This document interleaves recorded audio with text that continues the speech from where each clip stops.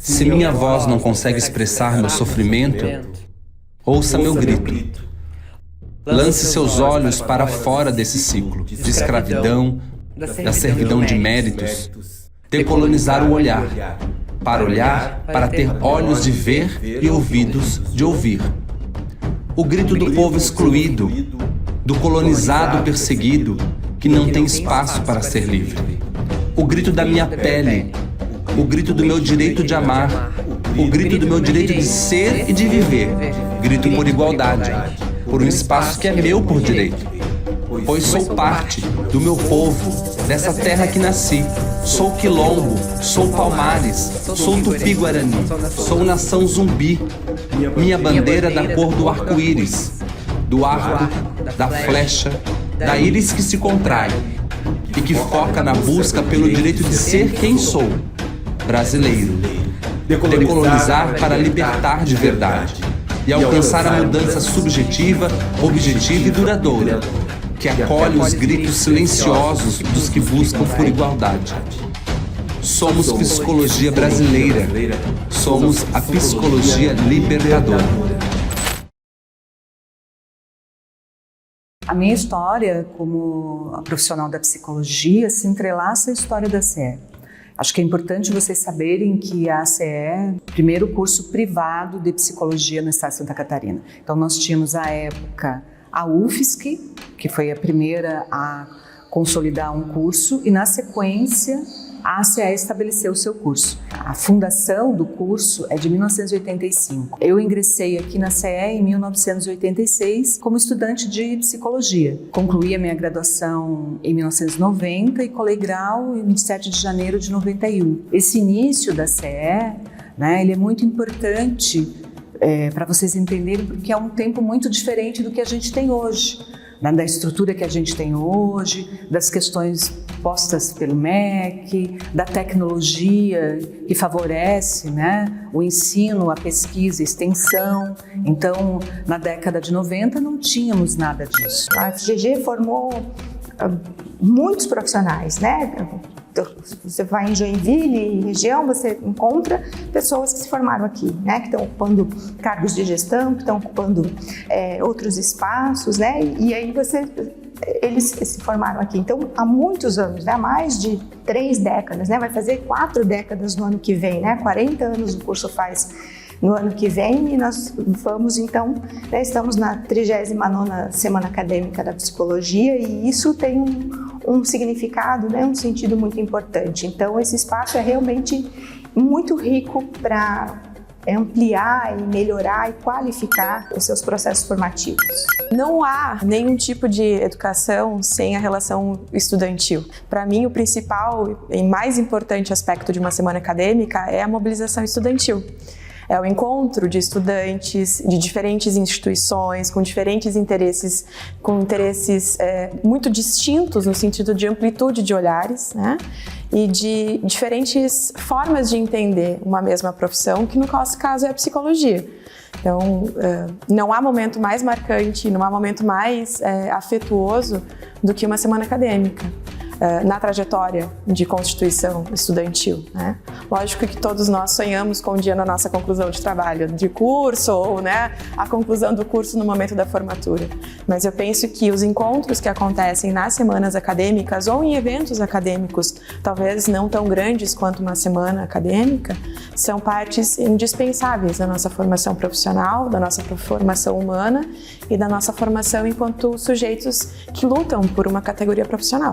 A vida, de forma geral, ela é movimento, E a formação, na minha opinião, não pode ser diferente. Ela precisa ser movimento, ela precisa estar pulsando, ela precisa estar, com todos as dificuldades que a gente possa ter. Obviamente, trabalhar, estudar não é fácil, não se trata de romantizar esse espaço, mas se trata realmente da vida, daquilo que você quer enquanto sujeito, que diferença que você quer fazer no mundo, que legado que você quer deixar, que profissional que você quer ser, que contribuição você quer que a sua atuação tenha, e eu acho que a Semana Acadêmica é um espaço riquíssimo para a gente fazer isso. E outro aspecto que eu entendo que foi muito importante é o nível de comprometimento e de exigência que a nossa formação tem. Né?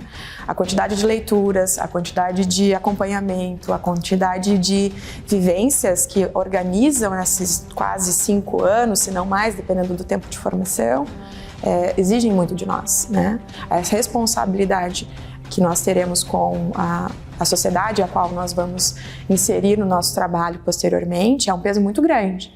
E precisa estar muito bem trabalhado durante a graduação. Isso não significa entrar em um desespero, né? Mas significa se sentir comprometido e defendido, né? Sustentado, tanto teórica quanto metodologicamente e tecnicamente, na ética profissional que eu vou trilhar daqui para frente. Não é qualquer decisão fazer uma formação em psicologia, porque requer uma formação continuada.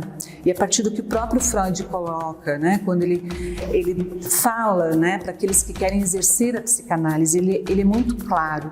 Todo o nosso trabalho, todo o nosso ofício se sustenta num tripé. E esse tripé, sim, é conhecimento teórico, é supervisão, mas potencialmente é análise pessoal.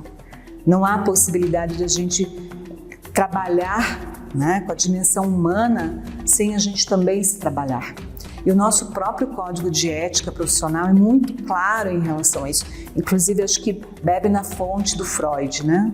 Se vocês forem abrir o código de ética profissional, no artigo 1º, que trata dos deveres fundamentais do psicólogo, artigo 1º, a linha B, o Código de Ética ele é muito claro, que a gente só deve assumir responsabilidades profissionais por aquilo que a gente está capacitado, pessoal, teórica e tecnicamente. A psicologia, por muito tempo, ela foi conhecida, né, até pelo seu espaço de atuação, né, a clínica era um espaço de atuação mais conhecido. A gente ainda tem um pouco disso ainda, as pessoas quando olham para a gente e sabem que a gente é psicólogo ainda associam a gente num espaço individual, né, de atendimento, mas a psicologia brasileira vem, né, desde a sua atuação aqui, depois da sua regulamentação, ela vem ocupando muitos outros espaços, né, para além do consultório, e também vem trazendo para a sociedade muitas outras contribuições em vários outros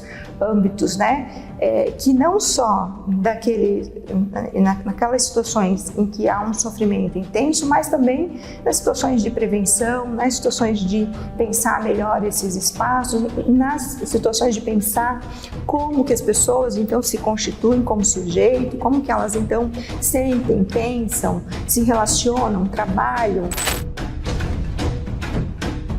A gente então tem a Constituição em 88 e em 1990 a gente tem 2 grandes leis que vão oportunizar a psicologia, mostrar que veio. Então a gente tem o estabelecimento do SUS e o Estatuto da Criança e do Adolescente. Então a gente vai para a área da saúde coletiva, na interface com outros profissionais, a gente vai fazer uma interface com a justiça, a gente vai debater temas mais amplos, e aí é a partir somente dos anos 2000 que a própria psicologia começa a se engajar. Isso também se deve a algo bem importante, por isso é importante retomar a história. O Brasil ele é um país de muita desigualdade social, e a partir dessa grande desigualdade social, a psicologia decidiu ter um compromisso social. Essa foi a grande bandeira que surge no final da década de 90 e início dos anos 2000 dentro da psicologia, uma psicologia com compromisso social. Retoma a questão do que a gente entende que é o compromisso ético-político, né? Então, há pactos no sentido de realmente defesas que nós precisamos assumir, né? E que a psicologia brasileira tem feito, né? Eu diria nesses últimos 40 anos, quando ela ingressa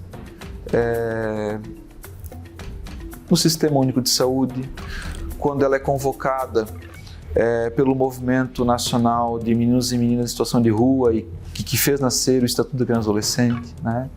Pelos movimentos no campo educacional, um pouquinho depois, já na entrada desse século, né, com o surgimento do Sistema Único de Assistência Social, Então, são defesas, né? Defesas que apontam para um direito que eu diria que é um direito fundamental no campo da psicologia, que é o direito à complexidade, né? Muito facilmente a gente fala de subjetividade, né? Mas não há subjetividade que não aconteça na sua complexidade. A psicologia brasileira, quando assume o compromisso ético-político, né, coloca em xeque, né, qual é o lugar da psicologia na sociedade brasileira. Dizemos que somos uma psicologia que acolhe, que acompanha, que abraça, mas eu não sei se de fato nós realizamos essa psicologia em alguns momentos. O pensamento decolonial, de modo geral, está sendo hoje uma das formas, uma das epistemologias que vem tomando a discussão e o debate das áreas das humanidades de modo geral. Quase todos os cursos, ou quase todos os cursos das ciências humanas estão sendo provocados, né, e mobilizados a pensar decolonialmente. Tá? E isso também está tomando a psicologia, obviamente. Tá? Eu entendo que tem pelo menos dois grandes motivos. O primeiro é realmente a necessidade que a gente vem percebendo, tanto na nossa atuação profissional como psicologia, quanto na nossa produção de conhecimento, a necessidade que a gente vem percebendo de que precisamos responder a novas perguntas. E perguntas que estão sendo feitas de um outro lugar. O lugar da América Latina, por exemplo, o lugar da realidade de países africanos. E estas perguntas já não estão sendo respondidas mais a partir de teorias e teóricos e teóricas de outros tempos e que produziram uma psicologia ou uma série de respostas muito interessantes, mas que eram marcadas a partir de questões próprias do contexto europeu, por exemplo. Da importância de ter esse olhar, de revisitar a história da própria ciência, da própria profissão, de como nós ainda, em muitos sentidos, somos permeados por essa lógica colonizadora que vem da Europa, posteriormente para os Estados Unidos, e se insere no Brasil como uma psicologia aplicada, né? No sentido de que os conhecimentos estão prontos, basta eu pegar e vir aqui aplicar nesse contexto. E essa é uma dimensão da colonização, porque quando a gente está falando de contra-colonialidade, é olhar para o território, é olhar para a história daquele espaço, é olhar para a história daquelas pessoas e convocar, a partir daquele lugar, então, a construção de um conhecimento, e não um conhecimento que vem de fora e que se aplica, né? Estas respostas, que aí vem o segundo elemento, elas precisam ser também produzidas pelos sujeitos que nem sempre as perguntas que eles davam ou geravam eram ouvidas. O pensamento decolonial ele é crucial por conta disso, porque ele volta a dizer, vamos perguntar novas coisas e ao mesmo tempo vamos ouvir as respostas que historicamente já estavam sendo dadas, mas que há uma racionalidade eurocentrada e brancocêntrica que não estava ouvindo. Tá? Então o giro decolonial vai de algum modo nos mobilizar a produzir um outro tipo de ciência. E é uma ciência que toca também a psicologia. A história da psicologia ela tem uma ramificação muito grande.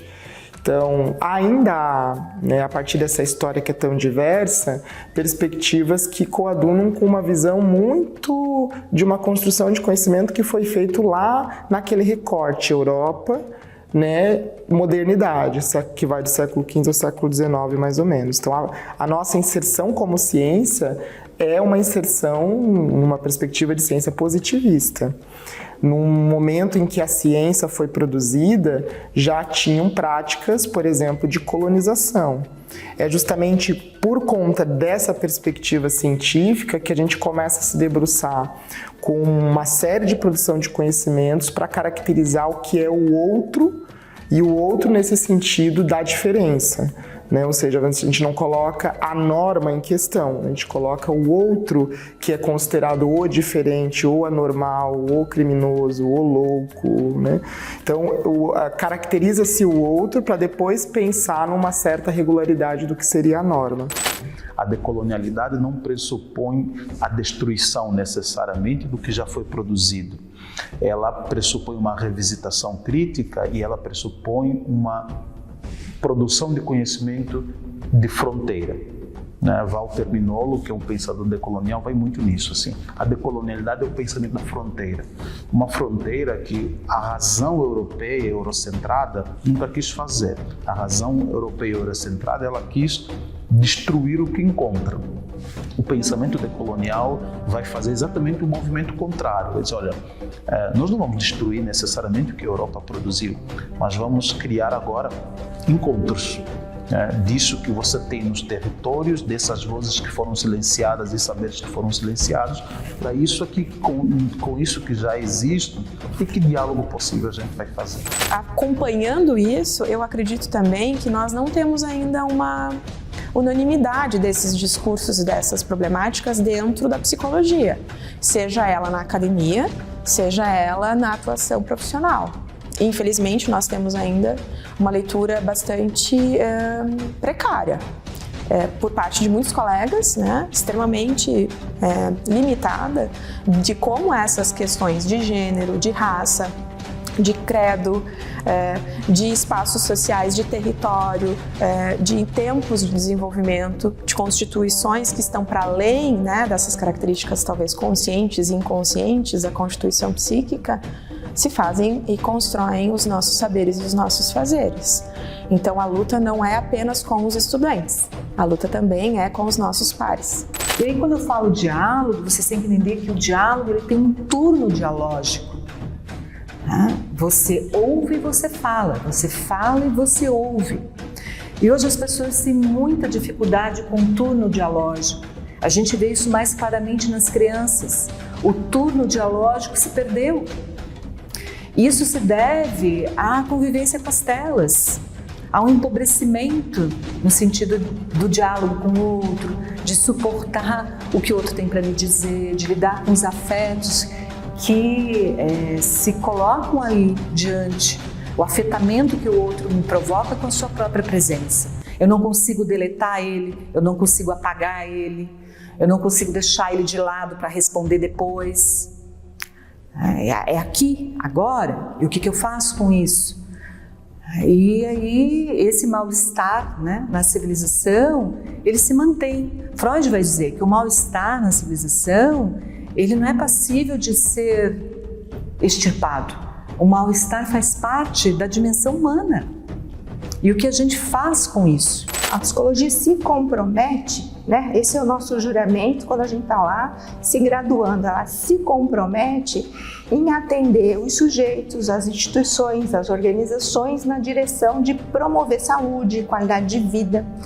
E como que a gente produz saúde e qualidade de vida sem discussões sérias, responsáveis, aprofundadas, bem fundamentadas nas questões raciais, no histórico de colonização dos nossos países, dos países latino-americanos, das situações de violência que aqui estão, que são diferentes de outros lugares.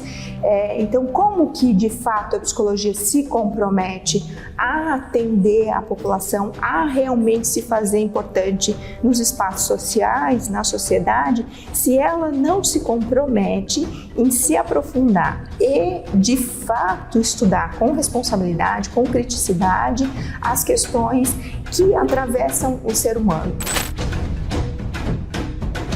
Os objetivos que essa lei traça chama atenção, que são objetivos diagnósticos e também de ajustamento de conduta, tá lá. né?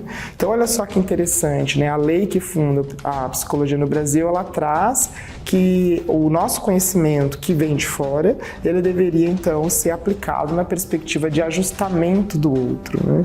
E aí, para isso, a gente precisa entender que outro é esse que precisa ser ajustado. Então, as mulheres, os loucos, as pessoas LGBTQIA+, as população que está em situação de vulnerabilidade social, tudo isso que foge de um parâmetro normativo vai ser capturado por essa lógica para ser ajustado. Particularmente, eu acredito que um desafio na condição de professora é estar atenta a esse movimento, né?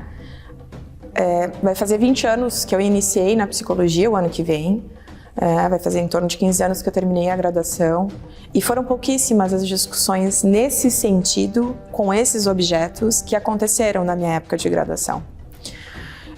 Não por displicência ou não entendimento, mas por estarmos ainda em um momento e de uma certa distância da academia, talvez, em algumas circunstâncias, desses debates que são tão importantes, né? E aí, acredito que aquela frase muito conhecida e muito divulgada da Silvia Lani, que toda a psicologia social demonstra, né, a fragilidade que nós temos em alguns momentos formativos, e também o quanto ainda nós temos trabalho pela frente. Quando os estudantes trazem esse repertório, essa história que tem a ver com a sua própria vida, né, a aula ela fica mais viva mesmo. E eu acho que aí está a nossa... ao mesmo tempo ele é um complicador em alguns sentidos, né, porque vai ter tensões, mas ao mesmo tempo, quando a gente consegue ultrapassar essas tensões, a gente chega naquilo que a gente almeja na psicologia, que são profissionais críticos, comprometidos com a mudança de realidade. Eu estou fazendo esse recorte porque eu diria que essa mesma dimensão vai acontecer para profissionais que dizem isso. Olha, eu tenho uma graduação em psicologia, então, em tese, e de fato tem algo aí que é legítimo, né? Eu estou qualificada tecnicamente, eticamente, pessoalmente, para prestar serviços para quaisquer sujeitos que me chegam, né? Mas me preocupa um pouco isso, porque as pessoas que também, por vezes, se debruçam nessa ideia, e quando a gente vai questionando, né, sobre o si nesse lugar, sobre quem é você então no rolê, né, ou seja, como você se identifica, quais são as perspectivas, elas acabam não conseguindo definir muito bem isso para si. E aí essa falta de definição, né, de se localizar, vou usar uma expressão que eu acho que fica mais interessante, é se localizar a partir desses marcadores sociais de diferenças que está colocado de raça, gênero, orientação sexual, identidade de gênero, né, entre outros marcadores que a gente poderia colocar. Quando a pessoa não consegue dimensionar isso em si mesma, ela também não consegue dimensionar isso nos impactos que esses marcadores sociais têm na realidade e para o outro. E aí a gente corre o risco de voltar lá para aquela primeira ideia de ciência que estava tentando entender o ser humano num seu sentido universal, né? Então, assim, o ser humano é tudo igual, então eu coloco ele num laboratório, né? E eu vou estudar a sensação, a emoção, o sentimento, a cognição, o pensamento, a memória, porque isso tudo são processos psicológicos iguais para todo mundo, né? Ou seja, então a gente tenta chegar numa ideia de um humano universal.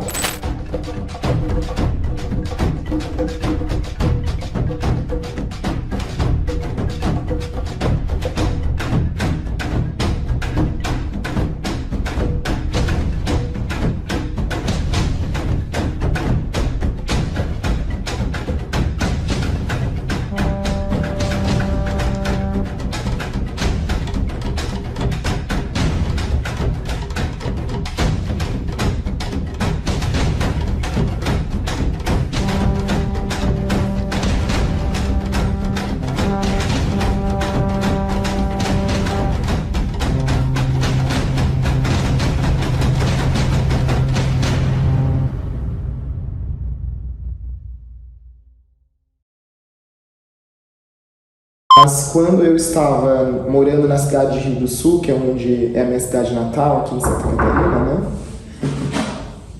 Esqueci de cortar ali, cara. Bem. De muitos profissionais. Então a ideia é que a gente possa construir juntos, né? Acho que essa parte vocês cortam, né? Tá lindo, tu viu? Olha, temos uma visita ali. Ai, que lindeza isso, gente! Nossa, a natureza de nos visitar.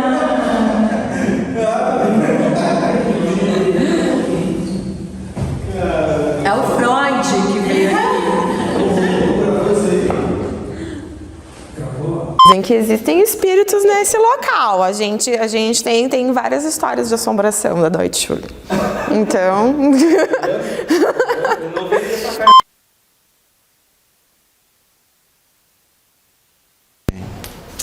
E passa o tempo, né? Tava desligado. Estamos desligados? O microfone tá, mas certo. Vamos lá. Mas eu faço uma boa massa. Porque tu deve gostar de vinho. Como a psicanálise pode contribuir para essa psicologia decolonial? Tu não fez uma dessa, cara? Cara, acho que isso aí é melhor tu perguntar para a Marilene. Sim, não, sim, mas eu perguntei.